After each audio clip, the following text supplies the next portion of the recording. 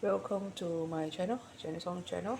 Today I'm going to teach you about making pastry, soya beancurd pastry, fried beancurd pastry that is special in the sense that it's fried. And the paste is different in the sense I have actually put herbs. The soya bean is actually from the soya bean drink. Okay, the paste, so after the paste, you take out the drink, there's actually paste left. The paste don't throw away, you can actually make into beancurd. And I put herbs into this. What are the herbs I add? I put cayenne pepper, oregano, black pepper, thyme, rosemary,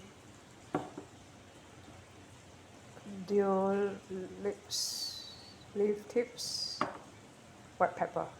So these are the ingredients I put. Okay, I'll put in the description the ingredients. Okay, so put it all in here and then mix it. And you can add vegetables as well, and then you put flour, corn flour, and then fry it,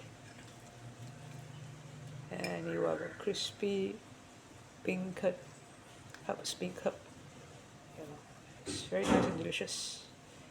If you like this video, please click the like button and subscribe to my channel. Thanks for watching. Bye.